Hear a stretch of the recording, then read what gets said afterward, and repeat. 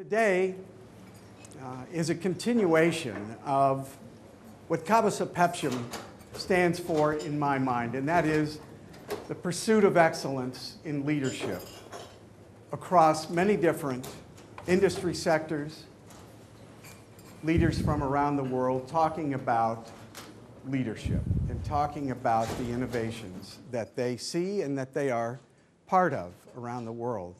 And today is no exception. And I'll introduce our guest in just a moment, but I want to first thank our sponsor this morning, Process Solutions and Tomasz Ferkel. Thank you very much for your generous support. Process Solutions is based in Budapest, and they provide professional accounting services for companies in over 20 countries.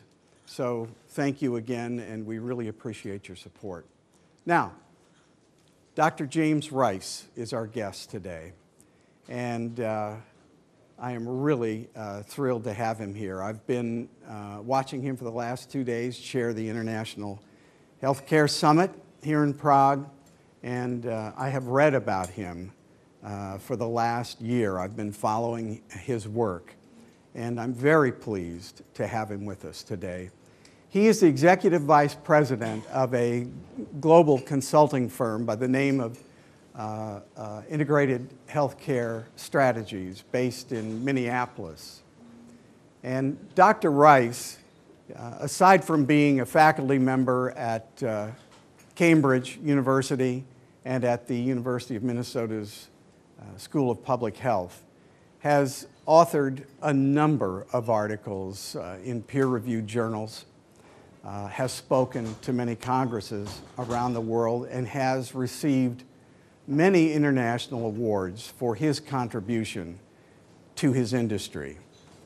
Today, he travels the world talking about his favorite topic, leadership, innovation, and healthcare reform, and sharing his wisdom with developing countries and also. So let's get started. Please help me welcome Dr. Rice.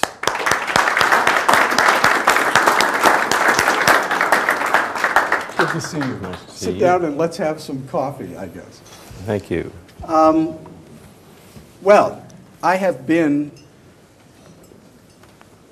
watching the summit for the last couple of days, and I found it quite interesting, and the issues that you were addressing there of innovation and reform. I'd like to start off with asking you where you feel the Czech Republic fits in all of this. I mean, what is the Czech Republic's role in innovation and reform going forward, or what do you see it as being? Well, there's a new sense of enthusiasm about the need for change and enhanced performance here in the Czech Republic.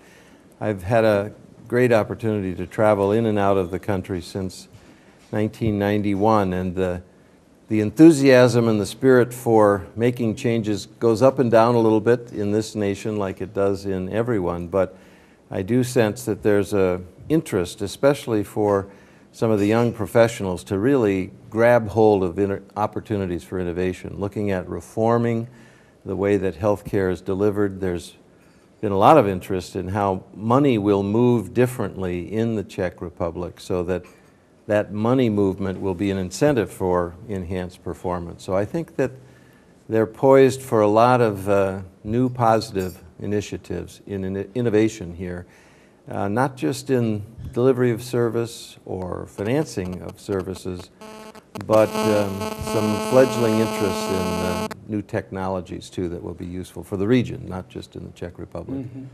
And I know you travel a great deal, and I'm wondering, Jim, if you see in your travels a particular government or region that is especially supportive of reform and innovation in healthcare.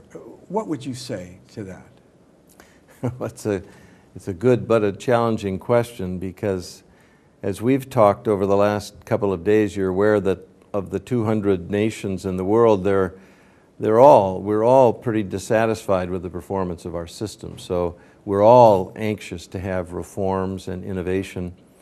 I think if you look for regions and nations where they've got 2 or 3 key attributes present, you're more likely to have a sense of positive, productive movement for innovation and reform. You need some political stability. You need an opportunity for some economic growth, because around the globe, if you have both political stability and economic growth, you're much more likely to have hope. If you have a sense of hope in the population, you're much more likely to have fertile soil to look at continuous, fresh, new ideas, which is a fundamental bedrock for making sure the politicians have a strong enough backbone to try and take on changes and reform.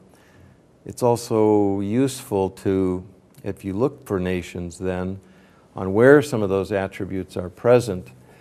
I think you'll see some of them in Northern Europe. We had some extensive discussions this week about how the Netherlands is continuing a 20-year tradition of reforming. The folks inside of that country say, well, we don't have a perfect system, but those of us on the outside looking in, we see some very positive dimensions of reform and innovation in the Dutch area.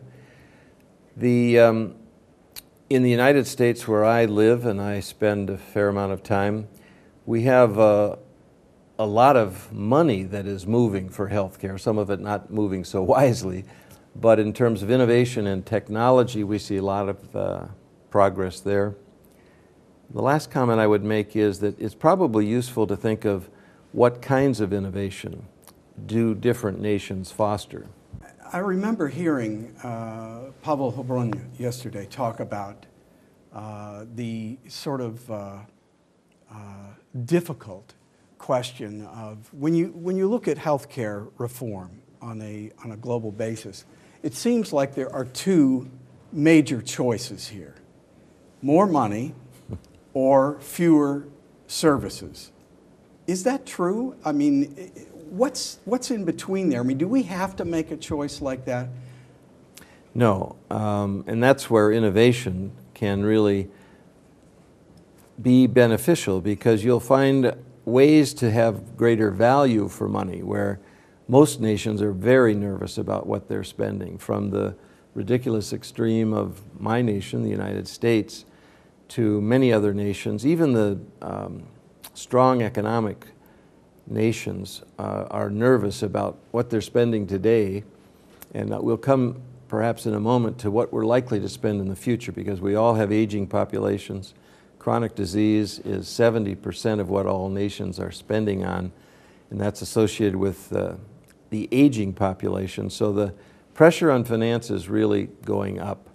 But the other part of your question, which is very important, is access to service and the nature of service. And that's where really innovation is most likely to unleash success, is new ways of delivering care, new ways of linking care in the home with care in primary care and in hospitals.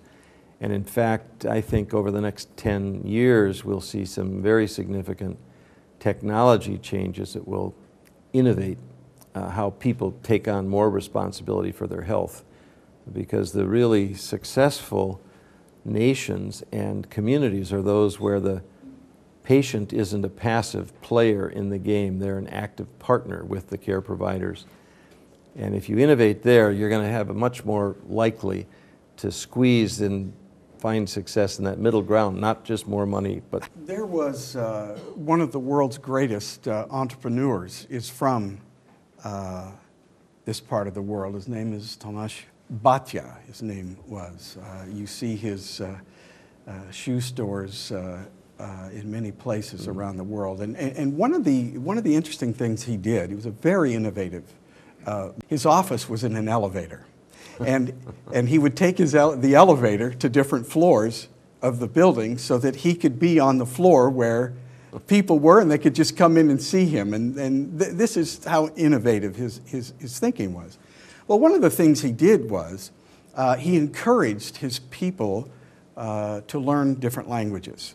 And for example, he would say, for each of you who speak 2 languages, you will get a pay increase. For 3 languages, you get a little bit more.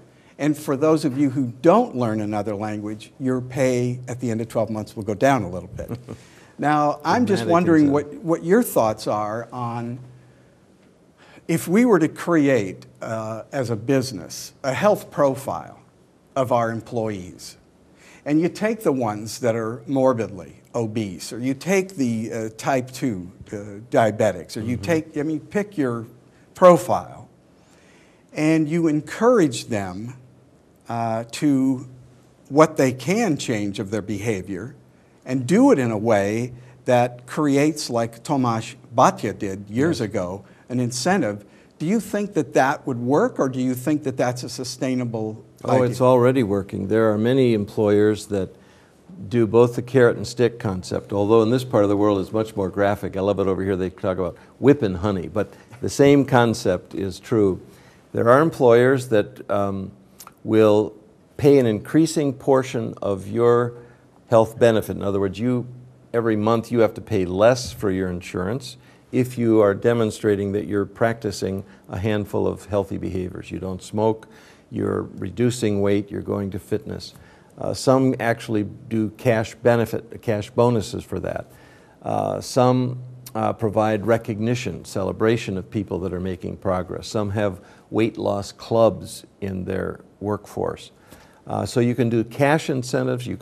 There are some employers that are offering points that can be accumulated for travel or even bowling balls. There's a company in the United States, very creative, that's been working on this for 20 years called Merits, and that they designed incentive programs. They started out with sales incentives, but now it's for healthy living, any kind of dimension of performance. The employer will set up one of these programs to accumulate points which can accrue to the benefit of the employees rather.